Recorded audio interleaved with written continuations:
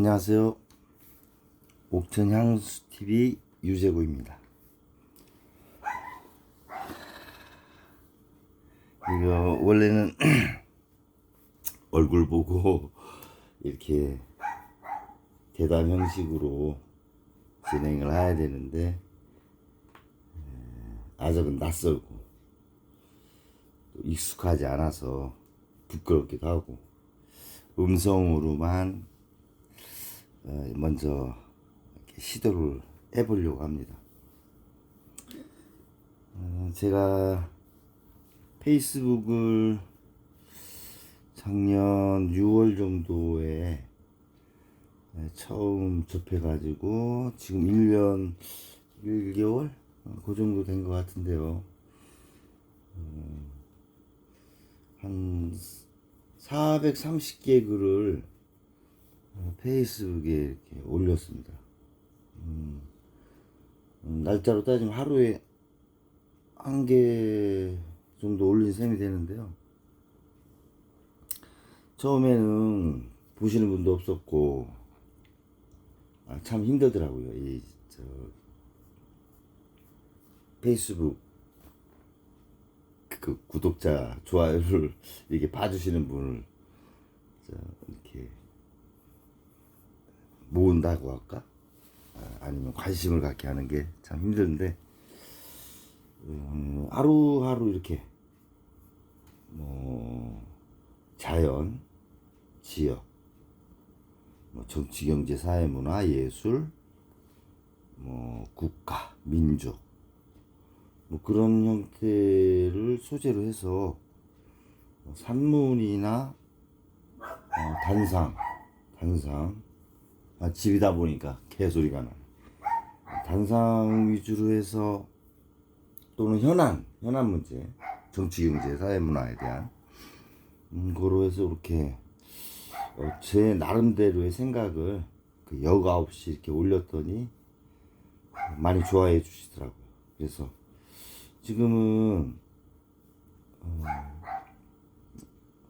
제가 뭐 셀럽도 아니고 유명인도 아닌데 그냥 일반인으로서는 뭐 서정적인 거 단상 같은 경우는 150에서 200 좋아요 해주시고 정치 경제 같은 경우는 70여 분 정도?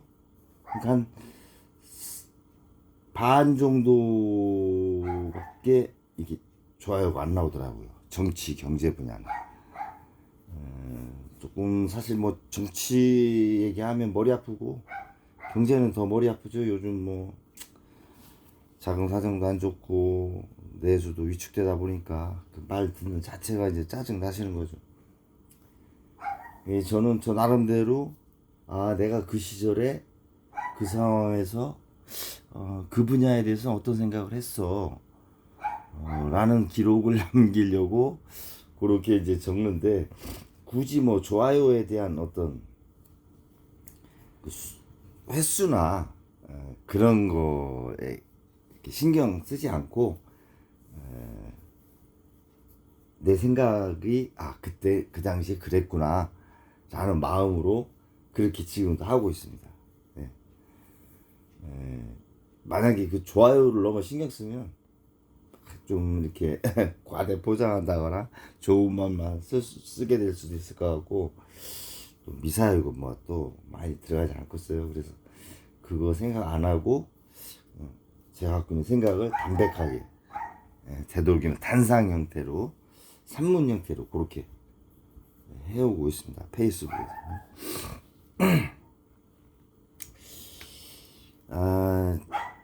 오늘은 첫 시간인데 그래도 가장 관심 있어야 되면서도 관심 갖기 싫은 분야 정치죠. 정치. 이게 국가나 나라에서 하는 일이 국민들이 이 정치에 관심을 갖게 해요. 또 가질 수밖에 없고 이 나라 이게 돌아가는 상황이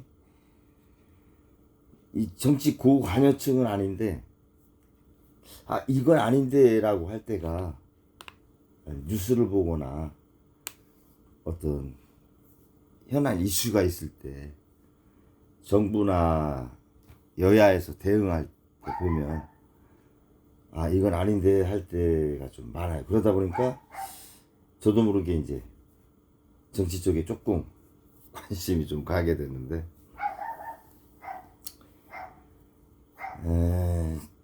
참 어렵죠. 정치는 무엇이고 정치는 어떻게 해야 되고 가장 좋은 정치 형태는 뭐고, 그리고 뭐 정치하고 언론에서 뭐 다루겠지만 저는 회계학과 나왔습니다. 회계학과 나와서 사실 정치는 이렇게 잘 몰라요. 언론도 듣지 못해서. 이제 제가 82학번인데 82학번이니까 지금 형 정치권에서 원희룡 전 장관, 그 다음에 나경원 전 원내대표, 그런 분들이 같은 82학번이죠. 조국 대표도 아마 저희 학번으로 제가 알고 있는데, 윤상현 지금 그 후보 같은 경우 우리 1년 위로, 송영길 대표하고 같은 위로 알고 있어요. 그 81학번. 예, 586 세대인데 욕 많이 먹죠. 이래저래. 아무튼 뭐 잘한 것도 있지만 또 반성할 것도 많이 있는 게 사실입니다. 뭐 깊숙이 들어가면 또 얘기 길어지니까. 제가 정치에 한 페이스북 하면서 조금 신경을 썼는데,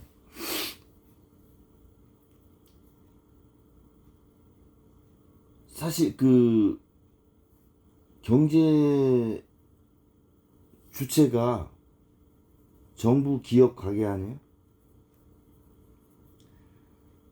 근데 저는 이제 소상공인이에요. 문구점 하는데, 서른 한 5-6병짜리 문구점 하는데, 사실 굉장히 어렵습니다. 뭐 문구점 자체가 사형산업이고 온라인 구매, 전자상거래, 인터넷이 활성화되다 보니까 인터넷 구매율이 뭐 한 65%에서 70% 되니까 30%, 35% 시장을 가지고 나눠 먹는데, 이걸 가지고 또 대형 뭐 다이소라든가 생활용품 대형점 뭐 이런 식으로 시장 유통이 형성되다 보니까 거기에 요새 뭐 알리, 테무, 쉐인, 이커머스, 시커머스 상당히 많이 이렇게 되다 보니 저희 같이 이런 오프라인 소매점은 참 설 자리도 없고 매출이 어려워요. 그 가게에 오시는 손님으로는 월세도 사실 내기 힘듭니다. 저 같은 경우는 이제 기프트 홈페이지를 운영을 해서 조금 보충을 하는데, 이것도 전자상거래도 경쟁이 심하다 보니까 마진이 사실 적어요. 10%에서 15%. 뭐 세금 떼면 12-13% 남겠죠. 뭐 또 서버 운영비, 뭐 기타 좀 또 부수적으로 들어가는 거 하면 참 힘듭니다. 1,000원 빨아서 100원 남아요. 기프트 이 판촉물 홈페이지가. 그게 뭐 1억을 팔아도 1,000만 원이거든요. 이게 한 달에 1,000만 원 팔면 1억 2천인데 1,200을 번단 말이죠. 1년에. 근데 뭐 1,200이 작은 돈은 아니지만 월세도 안 된다는 거죠, 이게. 1,200. 그러니 뭐 일반 소매업을 하면서 납품 이제 뭐 일반 기업체나 관공서 근데 이제 납품도 물론 해요. 하는데 저는 이제 옥천군에 사는데, 옥천에 문구 취급하는 곳이 그냥 중형 저희 정도 되는 곳이 한 7곳대. 그러니 뭐 경쟁이 얼마나 치열하겠어. 그리고 이제 또 돌아가면서 이렇게 구매를 해주기 때문에. 그리고 여기 농공단지가 있고 법인이 한 1100곳, 일반 사업자가 7000곳 정도 되는데, 그래서 8200곳대예요 사업자가. 근데 일반 법인이나 사실 일반 사업자는 웬만한 사무용품 인터넷 구매를 다 하기 때문에 뭐 그래서 여러 가지 어렵습니다. 납품도 그렇고 기프트도 10% 남고, 소매는 정말 급하신 분들 외에는 이렇게 상시적으로 오시는 분이 많진 않아요. 그러다 보니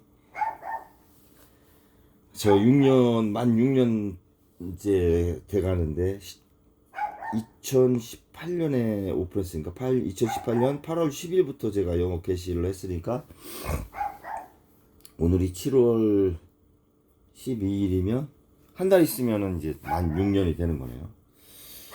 아, 좀 어렵습니다. 그래서 제가 이제 집사람한테 문구점을 맡기고 저는 뭐를 해야지 이게 한 달 돌아가는 상황이에요. 좀 여러 가지로 고민도 많고 스트레스도 많고 약으로 삽니다. 약으로 살아. 자, 이 가게가 이렇게 어려워요. 뭐 자영업자 한 700만 되는데 700만 자영업자 여기에 3인 가족이라고 37이 2100만 명이 내수를 가지고 먹고 사는데 사실 자영업자 어렵죠. 대형 자영업자도 이 정용진 회장 이마트가 적자 정도니 뭐 더 이상 얘기할 필요 없는 거고, 그 정도로 오프라인이 어려운 거니까. 롯데백화점 마산점도 폐업을 하잖아요. 뭐 그런 상황이다 보니까. 기업은 어떠냐 그럼.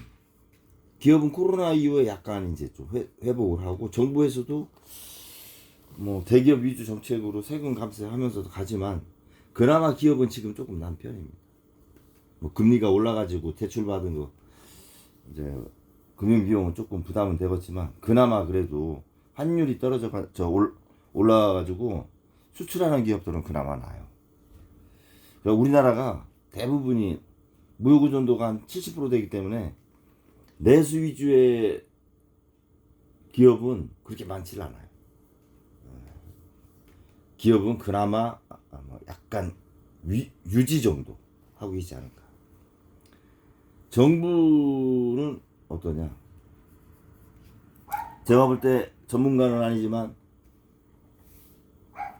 좀 단적으로 작년에 세수 부족 59조 나왔죠. 여기서 36조 정부가 부담하고, 중앙정부가 24조 지자체가 부담해요. 그러니 24조 지자체가 부담하니 군이 대구에 편입됐으니까 지금은 253개 지자체로 알고 있는데, 적게는 100억에서 한 4, 500억 정도 예산이 아마 줄었을 거예요. 부동산세도 이제 조금 내려왔고, 이거 전부 다 이제 지방 지자체로 보내줘야 되는 거 아니에요? 그래서 아마 예산이 많이 적어졌을 거다. 결국은 불용이 돼야 되죠. 안 쓰는 거. 그런데다가 작년에 이 세수 부족 59조 마련하는데 외평채에서 환율 관리하는 외평채에서 20조 갖다 쓰고, 공적 자금에서 만 10조 뭐 이렇게 저렇게 해서 이거 다 메꿔 가지고 오는데, 올해 같은 경우 현재 한 10조 마이너스 났다고 하는데 세수가 환율이 지금 1380원 1400원대 육박하다 보니까 국민연금에서 360억을 빌렸었는데 360억 불, 다시 150억 불을 더 빌려서 500억 불을 지금 쓰고 있죠. 우리나라 그 환율 마지노선이 1410원이에요. 그래서 다시 500억 불에서 외환 스와핑을 했어요. 국민연금하고 최근에 400억 불을 더 외환 스와핑을 했는데, 이 400억 불은 1410원이면 환해지 하겠다라는 금액으로 외환 스와핑을 했죠. 그러니까 1410원이 되면 무조건 400억 불은 방어하기 위해서 갖다 써야 돼. 이거 저 외국인들이 다 알고 있는 거죠, 이거.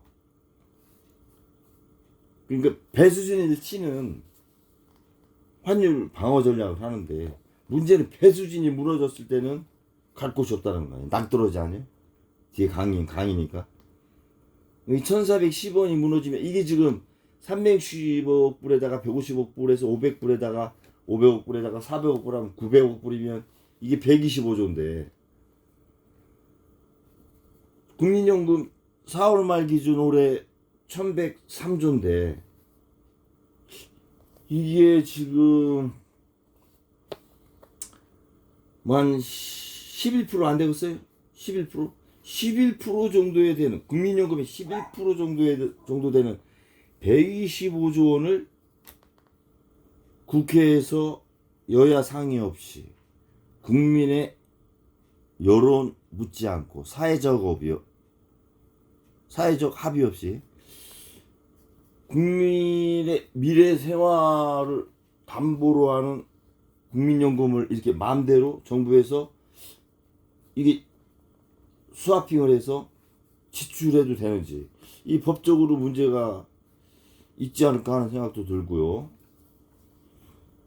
이 국민의 미래를 담보로 한다는 거는 상당한 리스크가 큰 건데, 환율이 만약에 1410원이 넘어갔을 때, 그렇지 않아도 900억 불에 대한 한국은행과 국민연금 사이에 상호간 이자도 발생하는 것이고, 이게 만약에 1,500원, 1,600원 가면 환율이, 이 환율에 따른 손실, 이거 금액을 뭘로 갖다 메꿀 겁니까? 이거 국민연금에 이거 대안 없이 이렇게 돈을 이렇게 써도 되나요?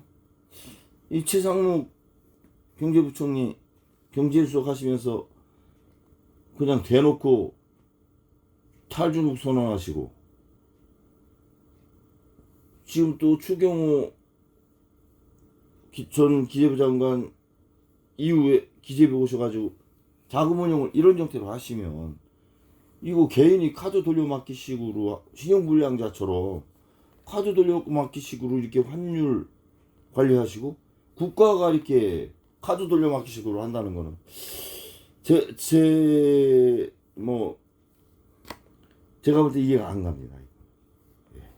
이거는 또 언론에서도 특별히 이거 이슈화를 또 하지도 않고, 뉴스도 없고 보도도 없고, 특정 전문가 몇 분만 언급을 하시더라고요. 이런 것들은 문제가 있는 거죠. 국민들한테 알려야지. 그러지 않고 나중에 이거 환율 상승에 따른 적자가 났을 때 이거 어떻게 하시려고, 뭘로 갖다 이거 국민들을 설득하시려고 이렇게 운영을 하시는 건가. 이거는 빠른 시간 내에 이거 얘기를 하셔야 된다, 이런 생각이 듭니다. 자, 길이 저 얘기하다 보니까 새길로 빠졌는데요.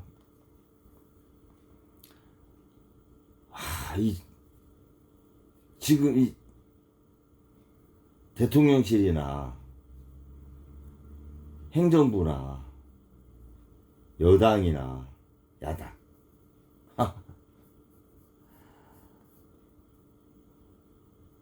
다 특별히 신뢰하시는 곳 있습니까? 물론 이번 총선거에서 야당한테 상당히 많은 국민들이 힘을 실어줬지만, 대통령실 그냥 마음대로 하잖아요. 네. 어떤 기획을 갖고 하는 기획을 갖고 한다라는 생각이 들지 않을 정도로 즉흥적인 그런 어떤 국정 운영, 행정부, 장관이 누군가도 몰라요. 총리, 최장수 총리가 될 것 같은데 TV에 나오는 적 몇 번 없고. 여당이라고 해야 대통령 아직까지 눈치 보고 소수 국회의원 수가 소수당이라고 그냥 뭐 회방뿐이 아니라 특별히 적극적인 참여 의지도 없고. 야당 나름대로 야당 상임위 11개만 지금 뭐 열리고 여당이 갖고 있는 7개는 잘 안 열리는 것 같은데 지금은 야당 위주로 지금 국회는 돌아간다고 보고 대통령실과 행정부 중심으로 뭐 그렇게 집행부는 간다고 보고 사법부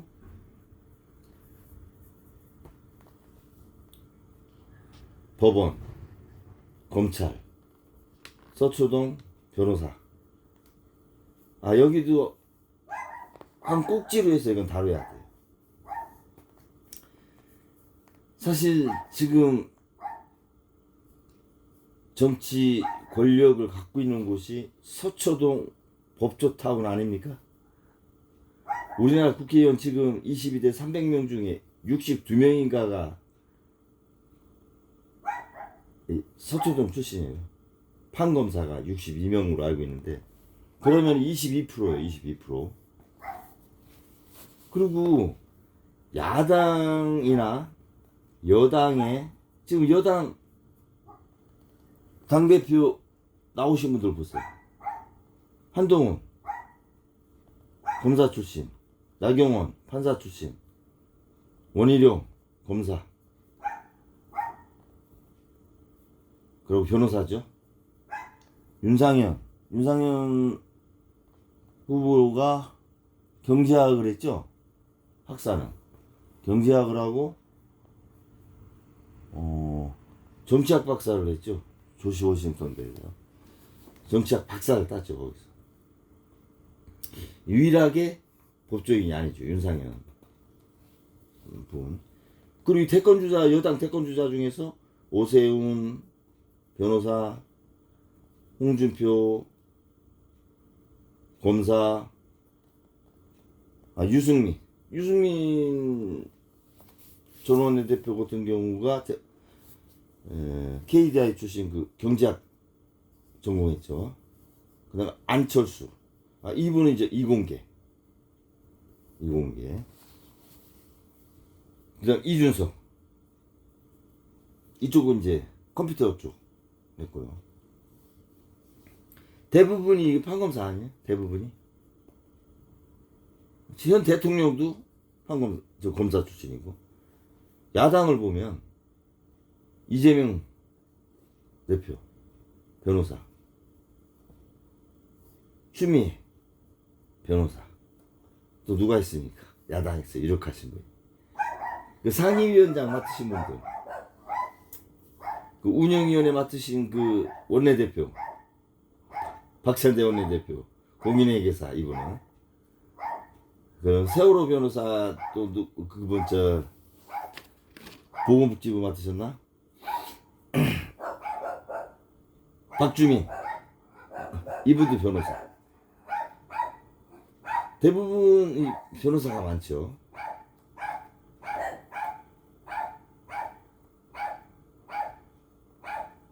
이 정권의 흐름을 보면 임시정부부터 윤석열 대통령 현재까지 임시정부 독립애국지사가 임시정부를 만들어서 1948년 이승만 대통령이 정권을 잡았는데 사실 뭐 7.1 정권 아닙니까? 7.1 친미 독립애국지사가 나라를 세우고 친일 친미 정권이 14, 15년을 하고 4월 16일 4.19 이것까지 장명 정권이 약 1년 정도 한 다음에 군사 정권이 18년, 7년, 5년, 31년을 했네요. 박 대통령, 전 대통령, 노 대통령이 31년 군사 정권. 그래서 이 당시에는 대통령 되려면 육사 가야 된다고 그랬어요. 말이 나올 정도였으니까. 그 다음에 이제 문민정부 김영삼 대통령, 김대중 대통령, 민주화, 민주열사, 민주애국지사 정권이 10년을 했어요. 그러고 나서 노무현 대통령, 이명박 대통령, 박근혜 대통령,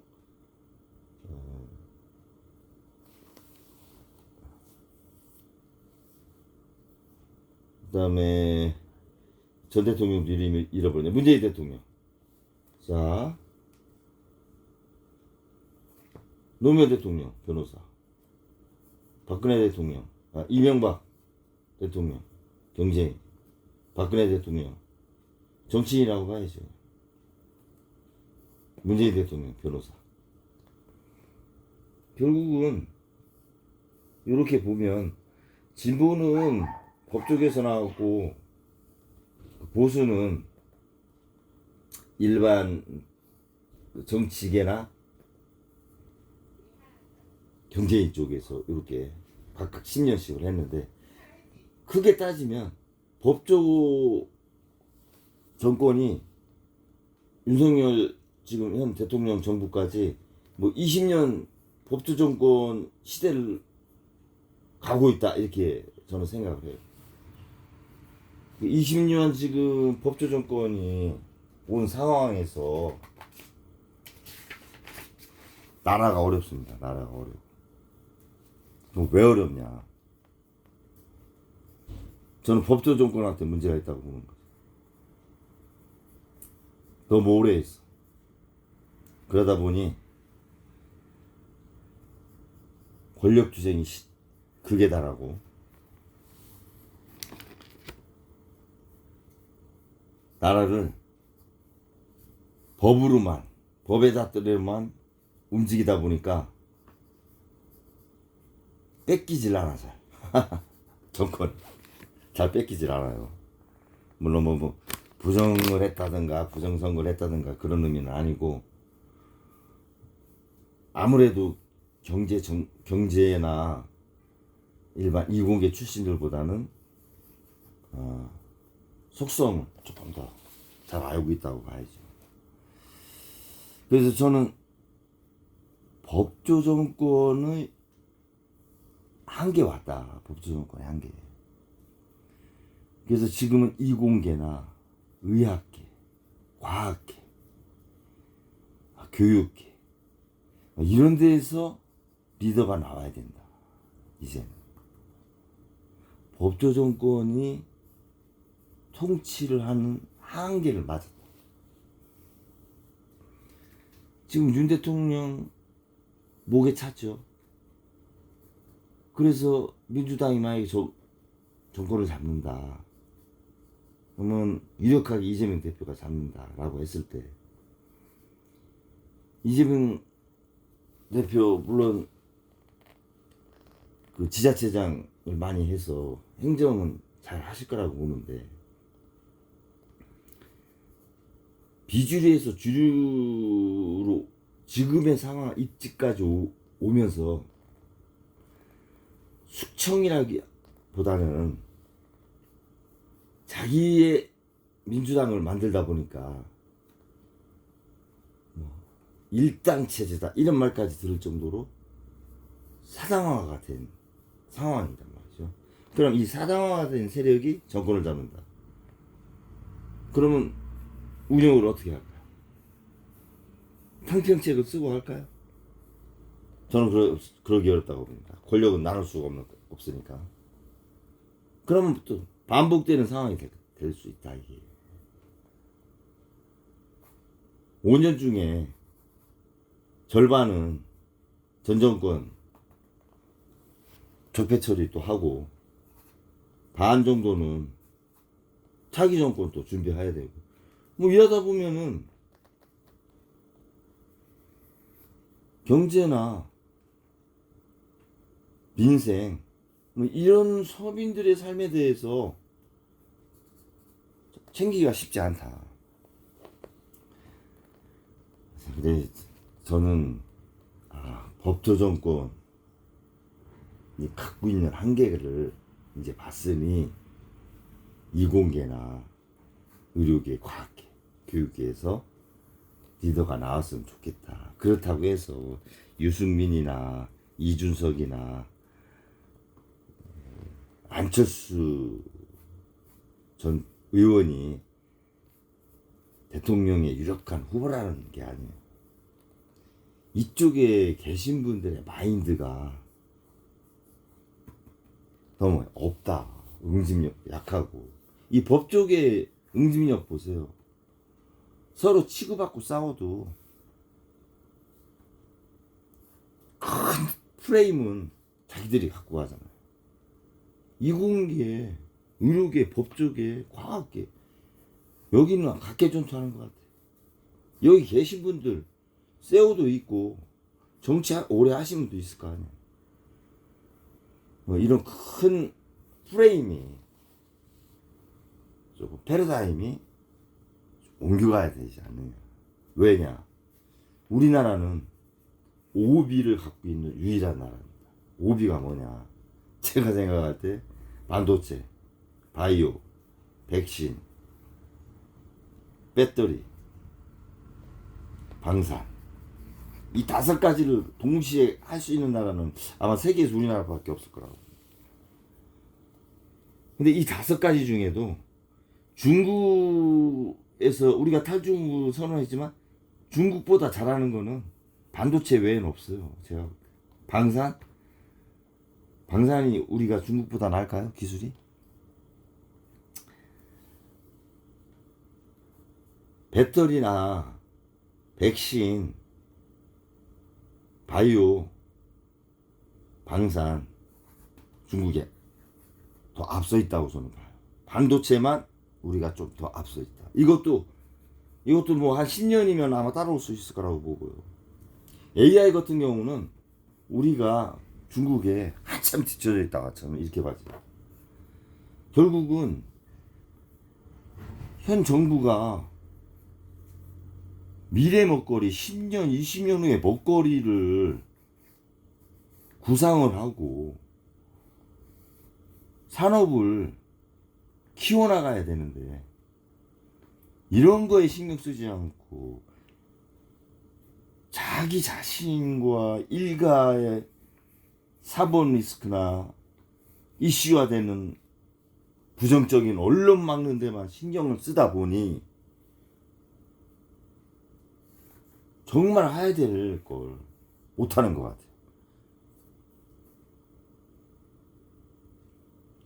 같아요. 참 안타깝습니다. 정체돼 있는 게 아니라 거꾸로 한다고 봐야 되는 거죠. 거꾸로 하고 있다. 지금 정치든 경제든 다 지금 거꾸로 하고 있다. 앞으로 가도 시원할 판에 서 있는 것도 문제죠. 가만히 머무르는 것도 문제인데 머물러도 5년이 늦는데 거꾸로 가면 이거는 10년, 15년이 늦는 거죠. 전 분야에 걸쳐서.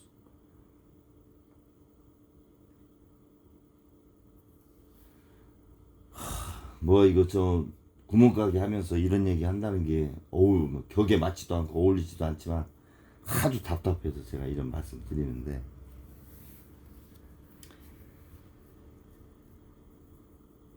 민간 분야가 그나마 엘리트가 많아가지고 끌고 가는 거예요, 나라를.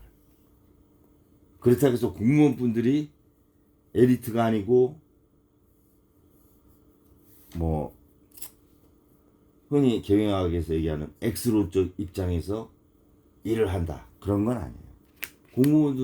공무원분들도 나름의 문화를 갖고 열심히 하시죠.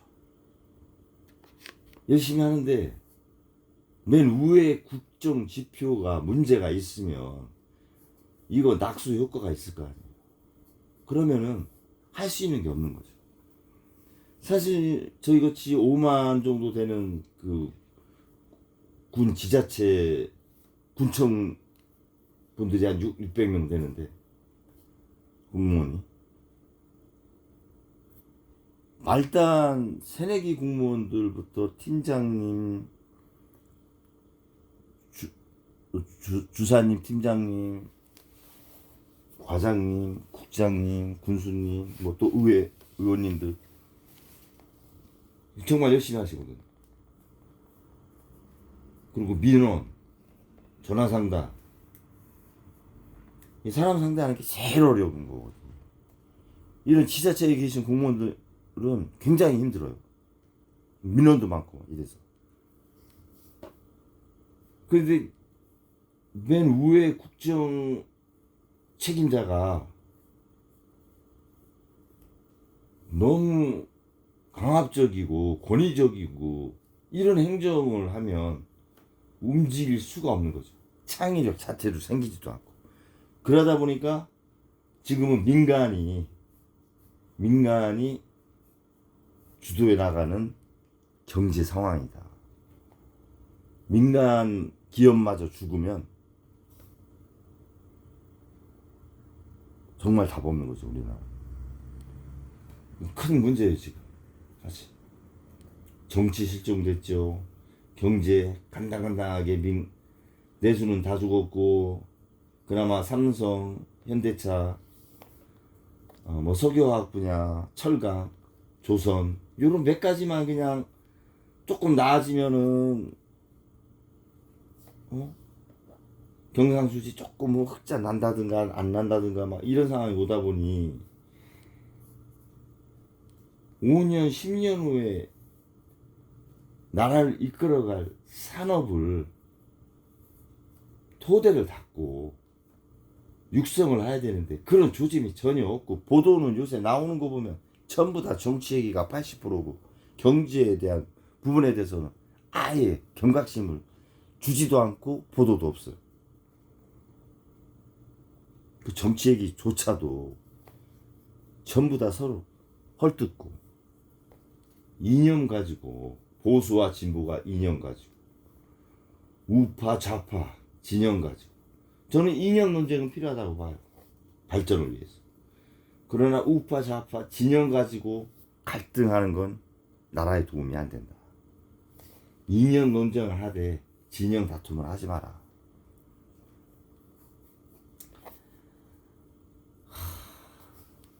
답답합니다. 답답해.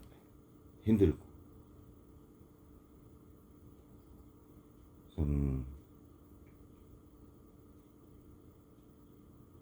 페이스북에 현안마다 그때그때 이렇게 올려봐도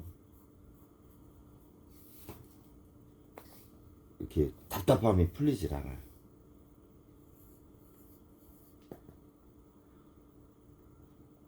뭔가 터닝 포인트, 변곡점이 정치나 경제, 사회,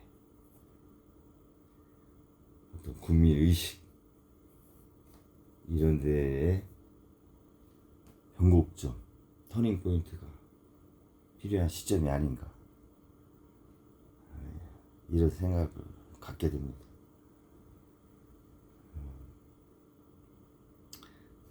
첫 시간으로 한번 해봤는데 두서없이 이렇게 했는데요. 오늘은 왜 현재 정치가 국민들한테 짜증나게 그런 상황이 됐냐 라는 부분을 제가 갖고 있는 생각, 법조 정치의 한계에 왔다. 새로운 정치 세력, 미래를 준비할 수 있는 새로운 정치 세력이 등장이 필요하다. 그런 부분하고, 다음번에는 이것만 갖고는 안 되죠. 국회의원 300명에 대한 선거구제.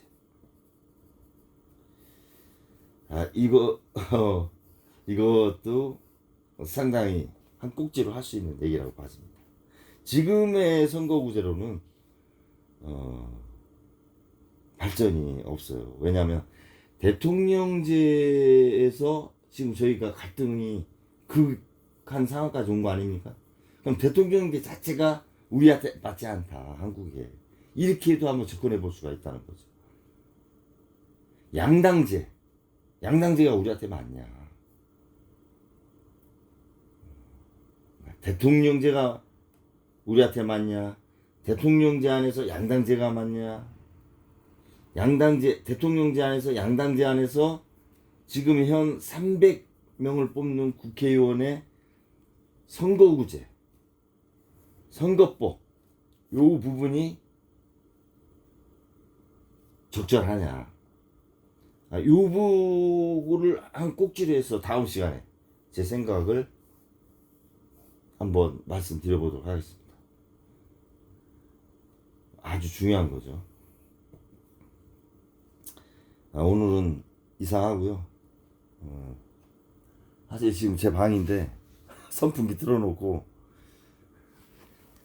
이거 인형에다가 이렇게 받쳐놓고 하는 거예요. 자, 하여튼 요거는 페이스북에 제가 이렇게 올렸던 거를 제 가게 앞에 시화전처럼 이렇게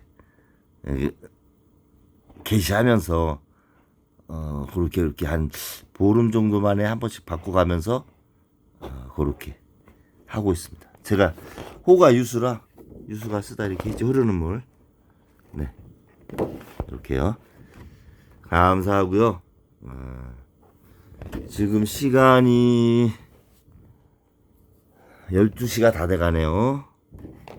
네, 편하게 주무시고 다음 시간에 뵙겠습니다. 오늘은 2024년 7월 12일 금요일이었습니다. 감사합니다.